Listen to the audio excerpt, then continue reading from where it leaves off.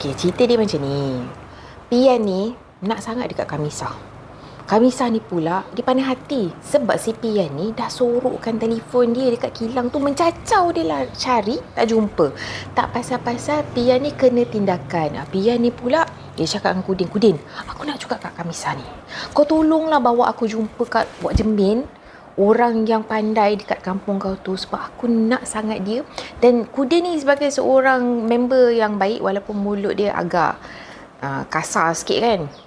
Sabarlah Pian, sikit je lagi benda boleh settle. Tapi tak, Pian macam tak, bawa aku sekarang, aku nak sekarang. Jadi Kudin terpaksa pergi. Dah pula si Pian ni patutnya dialah yang kena bersedia daripada segi duit, kekuatan, keberanian. Tak, pergi jumpa Wak Jemin, dia cakap dengan Wak Jemin, tak apa, nanti kawan saya payung bayaran. Kudin macam dah, kenapa aku? Tak cukup dengan tu, nak pergi gali kubur. Adalah benda-benda yang mengarut-ngarut kena buat kan. Dia macam, tak apa, kalau saya tak buat, kawan saya buat. Dah tak pasal-pasal si Kudin ni, aku tak terlibat, kenapa aku kena buat benda yang sama? Cerita ni dia seram tau sebenarnya, tapi cara penyampaian dia tu agak santai, kelakar, dia jadi enjoyable. Dan saya suka satu watak Bujal ni, dia muncul sekali-sekali je, tapi Allah baiknya dia ni. Kudin, Pian dengan Bujal ni duduk dekat dalam satu rumah sewa tau.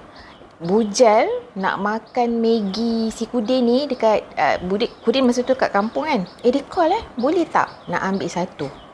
Baik kan. Tapi cerita ni memanglah janganlah buat benda-benda yang macam ni. Pertama sekali, kenapa kita nak ganggu orang-orang macam tu kan? Tiba-tiba sesi moral of the story kan, boleh lah. Lepas tu kedua, kadang-kadang kan kita tak tahu kita sebenarnya deal dengan siapa. Dan walaupun dia nampak macam nak tolong kita, tak, dia nak menjahanamkan sebenarnya. Cerita ni banyak plot twist. Dan ada satu watak tu yang saya daripada awal macam aku ragu-ragu lah dengan kau ni. Dan betul bila sampai belakang kan, akhir sekali, betul. Tadi kau cakap apa? Kau lari dari penjara. Taklah, aku lari daripada tu. Dan betul, dia lari daripada tempat itu apparently. Dan Kudin pun dia macam, dia dah, what? Aku ingatkan dia ada satu scene tu yang saya rasa macam best gila, di mana Kudin ni dia menumpang rumah kawan dia Liman tau. Kejap benda tu menyerupa dekat dapur. Lepas tu si Kudin ni naik atas, nak tukar baju dia kat atas. Lepas tu kat depan, ya Allah, macam kelakar gila. So this one Uncle, nanti cerita lama kot, cubalah dapatkan.